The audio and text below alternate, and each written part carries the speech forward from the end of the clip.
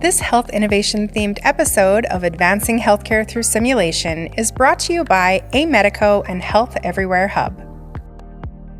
Welcome to Advancing Healthcare Through Simulation, the podcast where we explore the people, ideas, and innovations shaping the future of healthcare and improving patient care through simulation.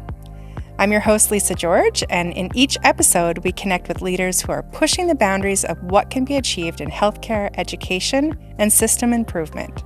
Today, I'm pleased to welcome Dr. Eli Kinney-Lang, an assistant professor at the University of Calgary and director of the engineering arm of the BCI for Kids lab at the Alberta Children's Hospital.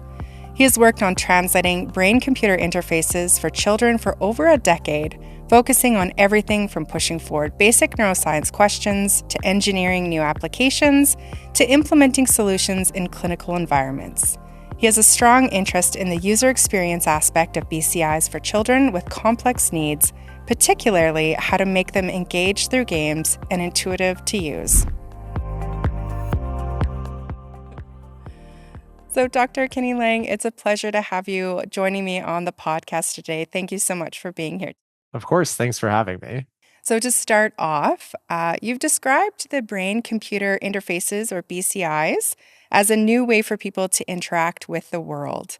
For listeners who may be unfamiliar with this field, what does the interaction actually look like in practice for children living with complex neurological disabilities? And how close are we to seeing BCIs become part of everyday life rather than within the research environment? Great. Thanks. Yeah. So there's a couple of questions in there. So I'll start with sort of what a BCI is, or a brain computer interface is, especially for those who might not be familiar with it. And then I'll answer sort of what that looks like for kids and kids living with complex needs. So I do end up talking quite a bit about what BCIs are not, because sometimes people hear about this and they get a little bit worried or anxious, thinking, oh, you can read my mind or read my thoughts. And they bring up visions of sort of science fiction concerns. Things like Black Mirror is one that people have asked me about quite a bit before. And I try to emphasize that's not exactly what it is. It's almost more akin, you could think about it as like a big sort of electric response, something that I can't understand what your thoughts are, but sort of these really simple pathways that we've had for a long time, really trying to tap into those. So the way that a BCI works, a brain computer interface, really works, and I am going to be talking about the non-implanted space, is that we have little sensors that we put on the scalp, and those sensors will read this big electric activity changing from the brain. This is quite a bit different than the implanted space, which a lot of people hear about from the news, and they see these sort of amazing outcomes from the implanted space, where they actually are putting those sensors sort of on the brain surface itself. But that requires a surgery, and a lot of the kids that I work with, that obviously will not be great. And the difference between the two, you can kind of think about it with respect to a stadium. There's a stadium analogy that we sometimes use. For the implanted space, it'd be like if you took a microphone into a sports stadium and you put that microphone in front of the section of fans right there, you could hear all of them yelling very, very clearly. In the non-implanted space, where we have this sensor sort of on the scalp, it's like you took that microphone and put it 2 miles down the road. So you can't really tell who's yelling or what's going on there, but you know when like a big event happens. So when one team scores, you're like, oh, okay, something occurred there. And so that's the basic idea. And so you get these big electric changes in the brain. So like for the viewers at home, I'm moving my hands a lot when I'm talking. So these big like gesture movements of my right hand, I could pick up that I'm moving on the left-hand side, or if I'm imagining that movement, I could pick it up on the left-hand side of my head there, but you wouldn't know what I'm actually doing. Just that some movement occurred and it's probably in the hand. Similarly, we could pick up left-hand movement and sort of distinguish between left and right imagined actions. But that might be for you something like throwing a ball or bouncing a ball or swimming or playing tennis. Like all of those, I couldn't figure out. But I know, okay, roughly she's trying to imagine right hand movement or left hand movement. And there's other systems, and we'll talk about this some, that rely on like the visual system, for instance. And again, that's a big response. You have this pathway that goes straight from your eyes to the back of your head. You have this big ocular nerve, this track that goes back there. And so what the brain does is really we just flash lights at your eyes there, and then your brain is kind of lazy and will sync up with those lights. And so if I flash it at, say, 10 times per second versus like 15 times per second, so one's a little bit faster than the other one, whichever one you pay attention to, the back of your head will pick up that same rhythm. So the electric activity in the back picks up the rhythm. I don't actually know what you want to do, but rather I know what you're paying attention to on a screen. So what does that mean for kids with complex needs? Well, that gives us a new opportunity for them to use these electric activities and try and modulate their attention or their goals, to then control something on the screen. So if you could imagine flipping a book. So say that they have an electric book on and they're reading it and they want to move to the next page or the previous page. You'd put, for instance, if it's a flashing light paradigm, or a flashing light sort of control system, one at 10 times per second, so 10 hertz, that frequency to move to the next page. The other might be at 12 times per second.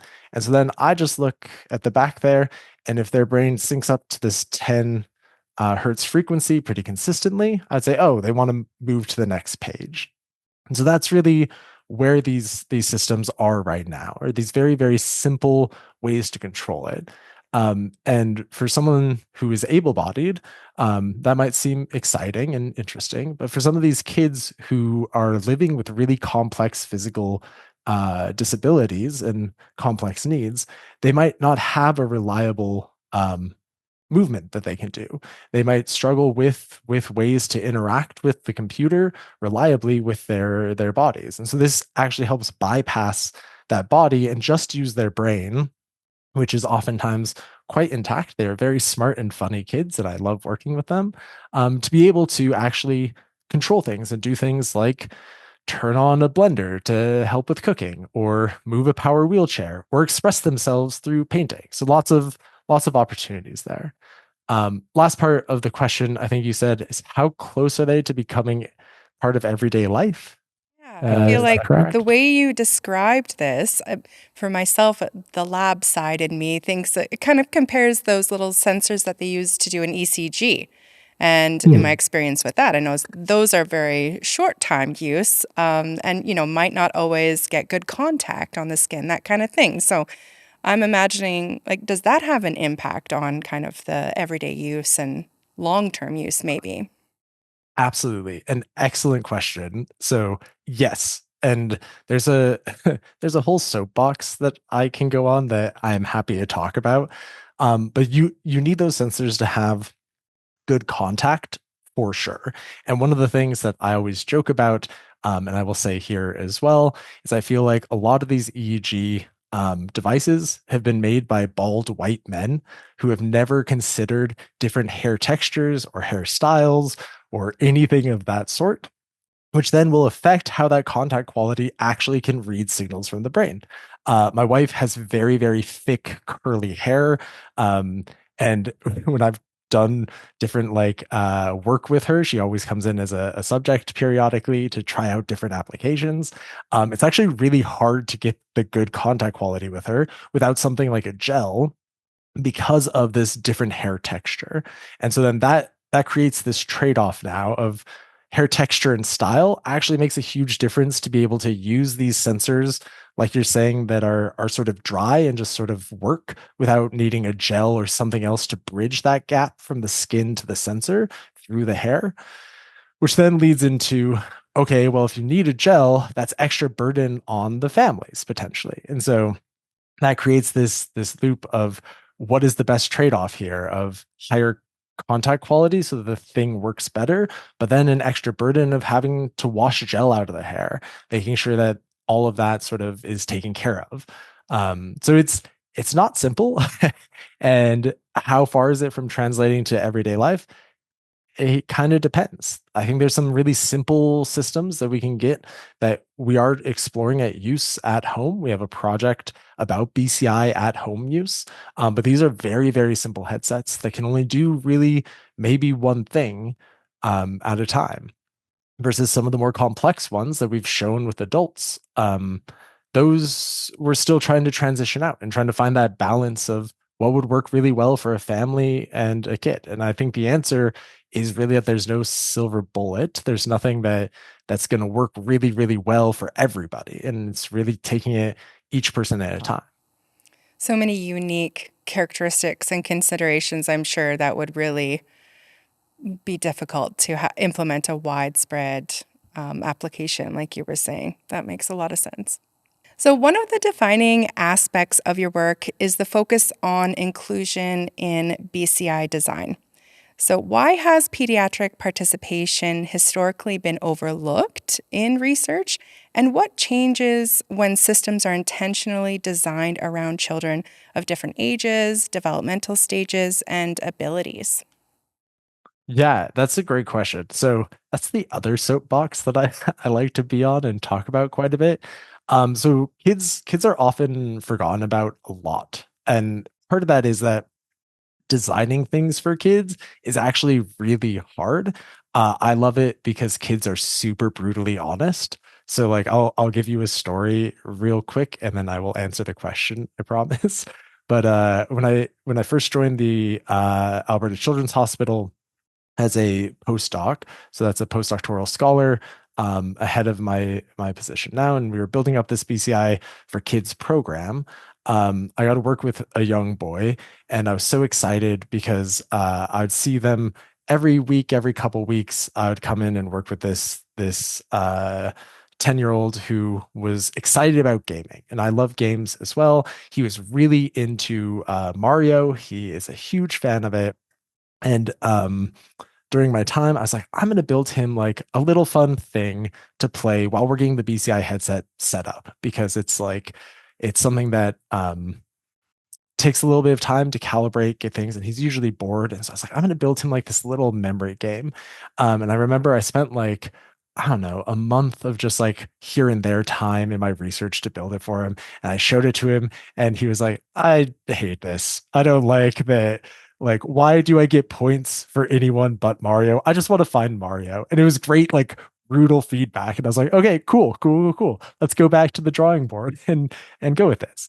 And I like to tell that story because kids are so honest about what they'll put up with, whereas adults will put up with complete nonsense.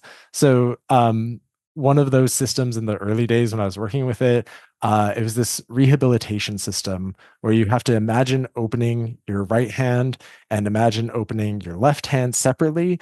And there's this really calming voice that would go into your headphones.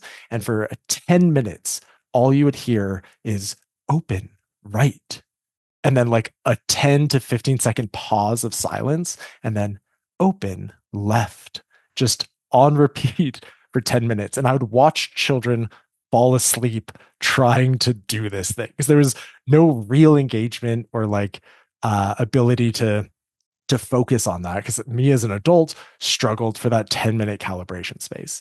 And what this means is that oftentimes people design with adults in mind, where they think, okay, yeah, an adult will put up with this and they can do all of these things. And they don't think about how hard it is sometimes to translate down from an adult to a kid. So something that an adult will put up with, kids absolutely will not. And so for me, the big soapbox that I try and emphasize is the reverse of that is a lot more true, where if you start working on things for kids, it actually translates really well up to adults. So if a kid will find it engaging and they are participating and excited about it, adults will as well. The other way doesn't happen quite as often.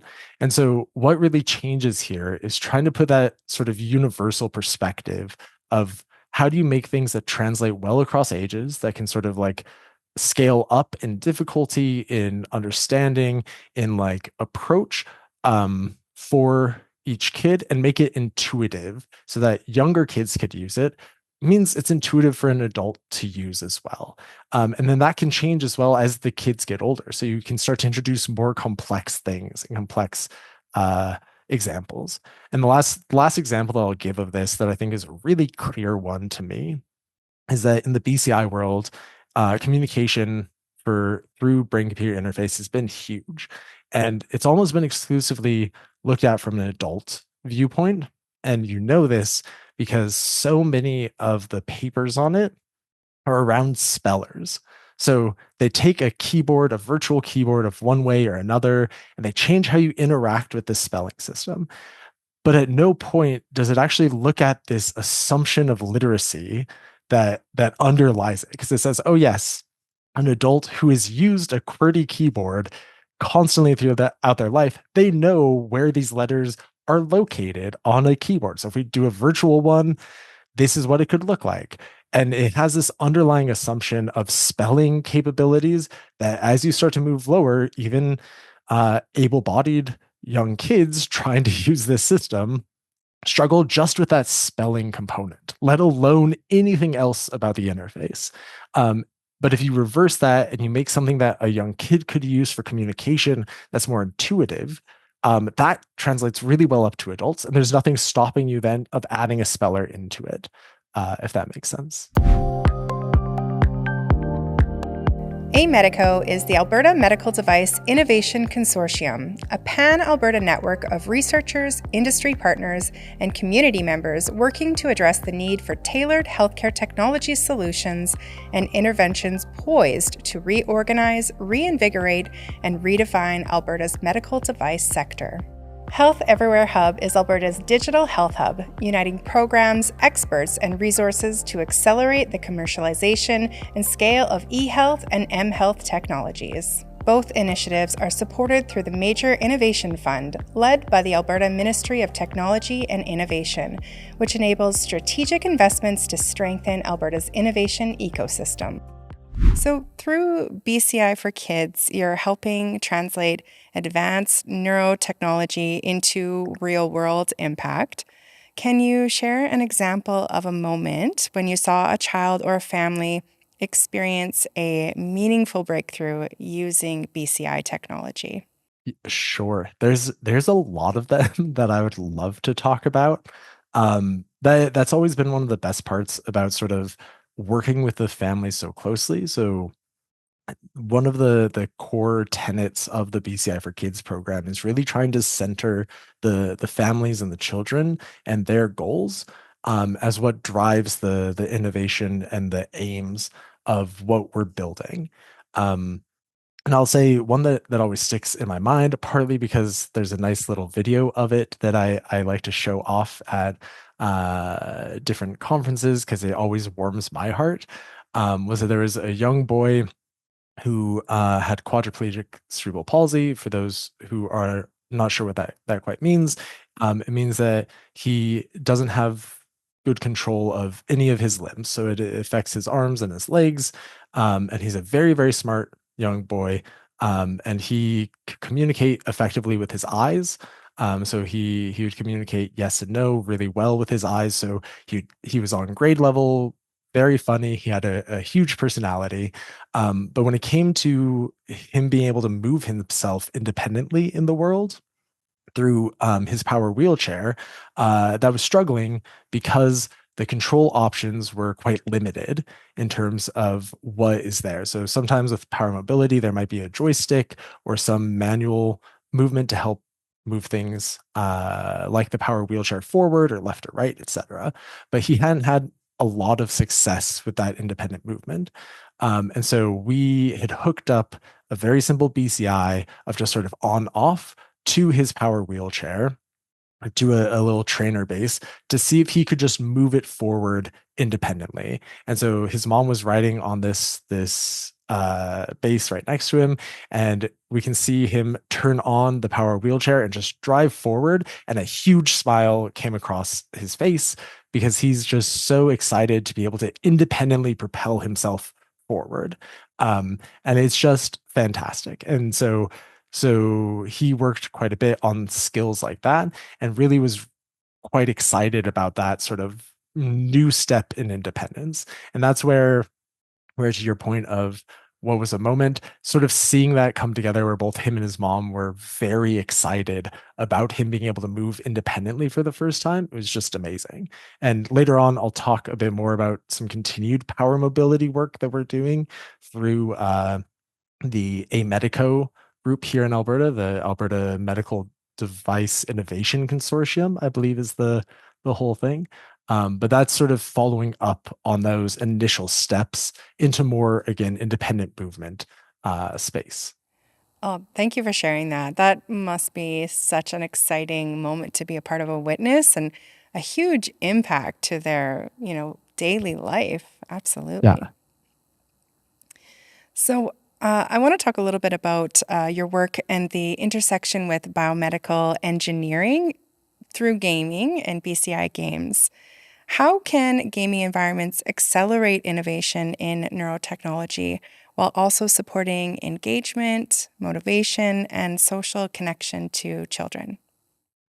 Yeah, excellent. So I'm a huge proponent of play and the sort of opportunity that play has for learning new skills. And in particular, through the gaming space as well, of sort of teaching control systems in play. So I do run BCI Games as a startup. Effectively, it's just me periodically running an event where I get game developers to come in and build new games from the ground up that are BCI compatible. And so it's this really great opportunity for developers to learn how to integrate this technology into things that they might be building that they're excited about, to learn more about accessible game design, what that could mean for individuals, as well as for them to talk to families and kids and hear about the things that they want to play. And from my side, gaming is really, really good for a number of reasons, from social participation and giving you the opportunity to interact in new ways with other people, to enabling you to live in a world where you have a lot of control over that space, where you can sort of explore new boundaries in a very safe environment. So again, it gives you opportunity to practice skills that can be translated into other outcomes.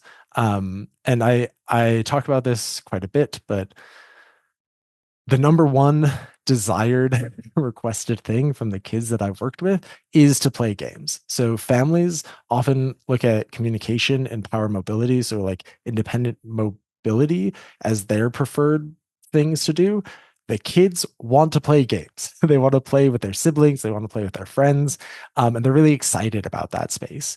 And so being able to build things that actually work effectively with them and help level this playing field so that they and their siblings can both play at the same time really makes a huge difference again in that social space. And it teaches them some skills that they can then translate to other things later.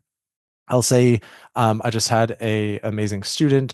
She's moved on to other work, but her name was Danny. She helped build out a simple BCI game that was teaching sort of left, right, up, down, directional control with one of these visual BCI systems. And so she put it into the game 2048. So you could play 2048 with a BCI, sort of moving things, the classic phone game there, moving things just by looking at them. And then we had a little maze that you could practice moving a little character through a maze, following that. And really, what we were teaching is the same controls that we could now map onto, again, a power mobile device. So if you want to move forward, you could look at an arrow that's moving forward. And so just being able to practice that in this 2048 game gets them used to thinking, okay, move up, I look at this arrow and it does this thing that I want. Move right, it does this direction. And then now we can take that same skill and translate it to this utility application that is really wanting by the families, but the individual can practice it in a more fun and safe space than just saying, okay, today you're going to drive in a circle for the next half hour.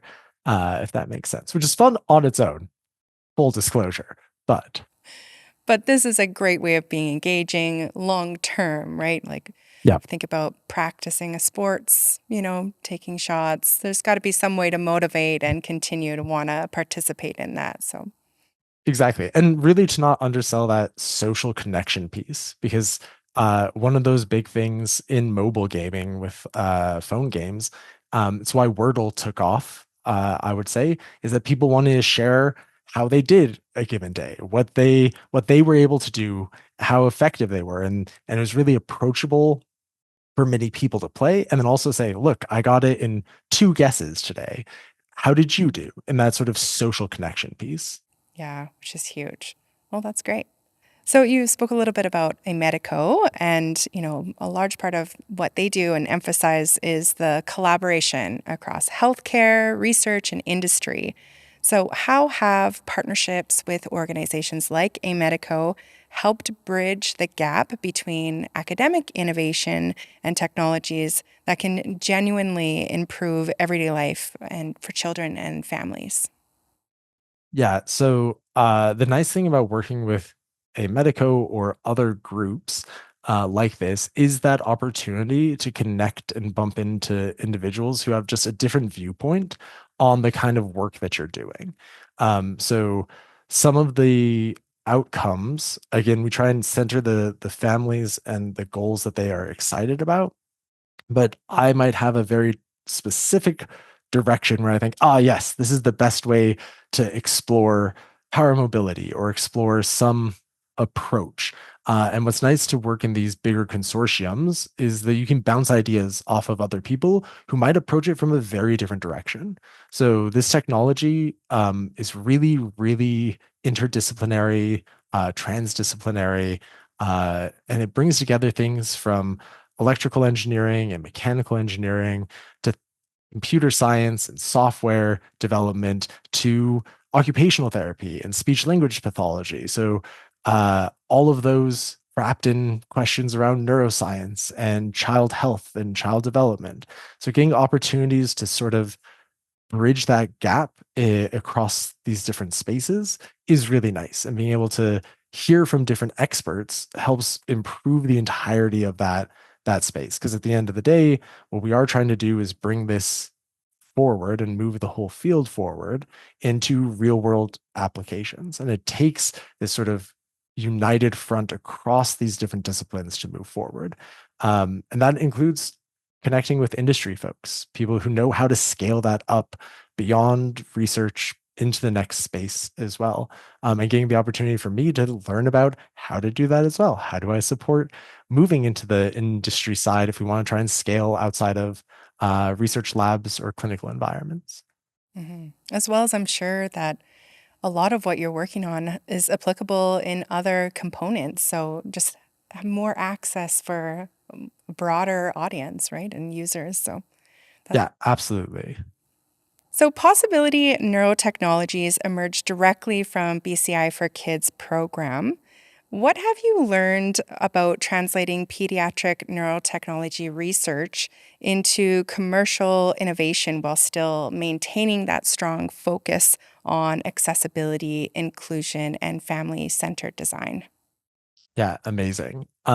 So Possibility Neurotechnologies was a company that I was one of the original co-founders for, and we worked with groups like the Smart Network and ST Innovations to get sort of this initial grant to help take a concept from idea to prototype.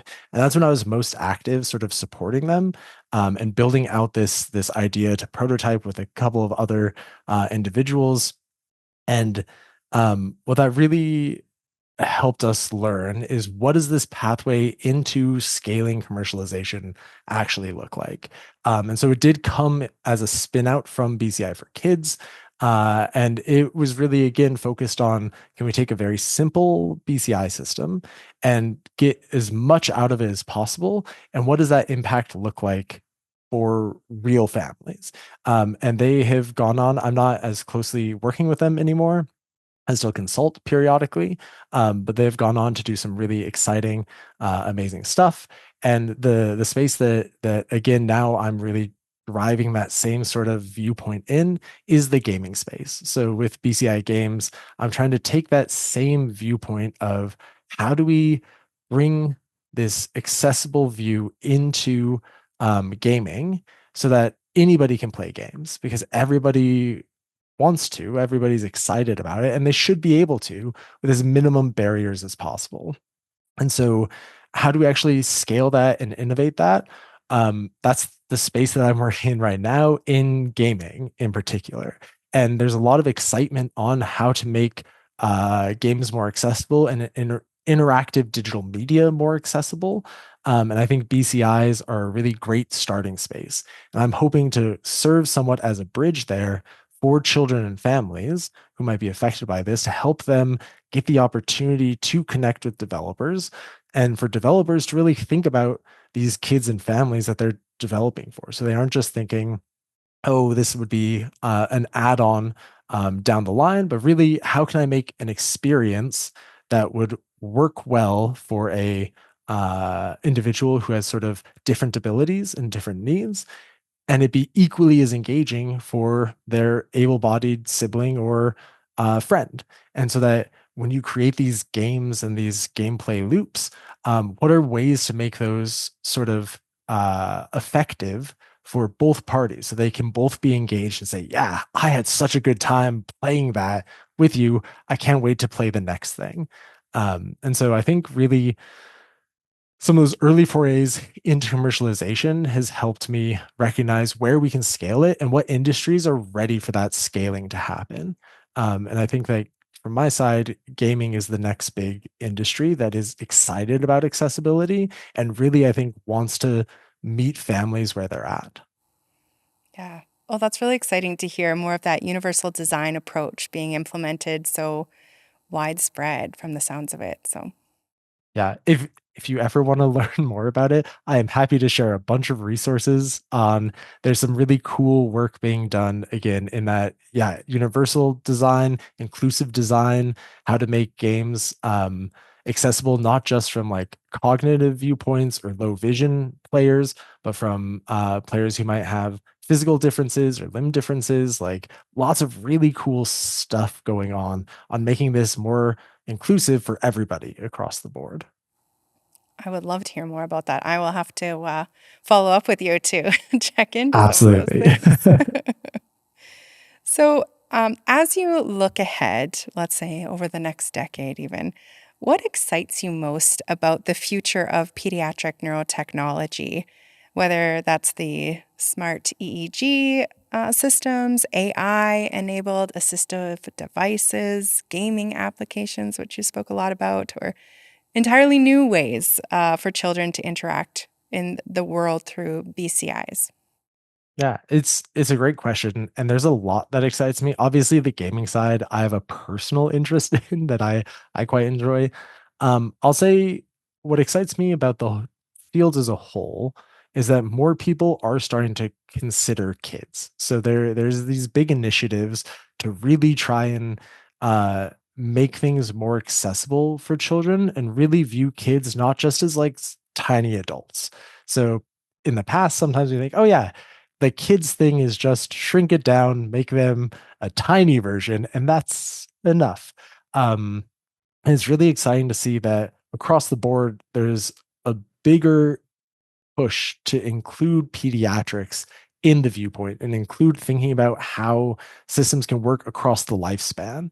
And so just seeing more people excited about thinking what to develop with kids and develop alongside, co-develop with families and children, that's the really exciting part to me. From a tech point of view, there's positives and negatives of AI enabled things. Um, we can get into that at some point if you want. There's some really great opportunities there that I'm excited to see. Smarter EEG systems would be great.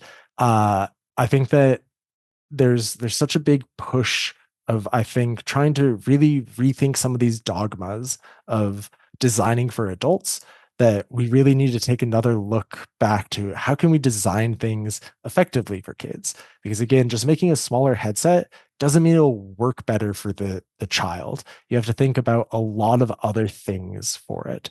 Um, yeah, I think there's lots of exciting new spaces for pediatric neurotechnology development. I try and convince people to join the pediatric side whenever I talk to them. So, very excited to have people coming into that space and bringing their experience and ideas into it as well, because it helps broaden the potential of things for kids.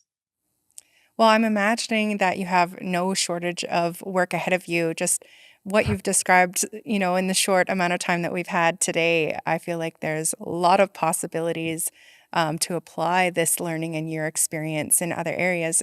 Is there any exciting projects on your horizon or anything that you can share that's coming down the line? So there's a lot. I do a lot of things across the board. In March, I just wrapped up the BCI Game Jam. So that's again where I brought the developers in and they made 20 new games for kids to try out, which is amazing. And these included some virtual reality games, some augmented reality games, games that can be played on computers or on dedicated headset systems. In the next year, I'm trying to work with families to use those games as goals so that they can learn some of those new BCI skills, a bit more complex ones. I have partners out in Ontario that are going to host a game night, which I'm really excited about. From the technical development side, I'm really working hard with trying to move again this sort of scalable BCI system. Trying to think about how to not need a full computer to run this. So a lot of times the back end of the BCI is running on a computer itself. How do we shrink that down? How do we use what's called tiny machine learning? I have a student who's visiting from Italy right now, whose whole focus is on this, which is amazing. And we're looking at how do we essentially remove the computer step so that we could process the brain signals on a really small chip that could be just right there in that BCI headset, or like if you had the headphones here, it'd just be right there without needing a computer. So then it would just talk to the computer in a much more typical way, like you would a controller being hooked up to it or a headphone being able to communicate. That has huge implications for me from the neuroethics point of view, because then we can make sure that that data, that personal data, stays with the person and can't be accessed in different ways. So that's a big one that I'm excited about.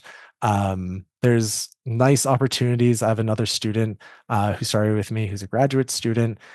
She's looking at emotional regulation and art therapy as a conditioning step ahead of BCI training. So how can we make sure that people are in the right headspace to start a BCI system? And we're really diving deep into improving that focus. So like I said, there's lots of fun stuff going on. It sounds like it, and those are just off the top of your head, so I'm sure there's Yes. quite a bit more going on. Well, we'll have to follow up with you down the line and get the updates on your work and where you are. Absolutely, anytime. Well, thank you so much for sharing your insights and the remarkable work that you're doing to expand what's possible for children living with complex neurological needs. It's been really great hearing from you today. Amazing. Thank you so much. It's been a lot of fun. So yeah, anytime you want to chat, I'm happy to follow up. It's been a pleasure having you on Advancing Healthcare Through Simulation. And to our listeners, thank you for joining us. If you enjoyed this conversation, be sure to subscribe and share the episode with a colleague and continue exploring how innovation and simulation are advancing healthcare education and patient care. Until next time, I'm Lisa George, and this has been Advancing Healthcare Through Simulation. This health innovation themed episode of Advancing Healthcare Through Simulation is brought to you by Amedico and Health Everywhere Hub. This series is proudly produced by the team at Road 55. Road 55 creates content that connects. For more information, visit our website at road55.ca.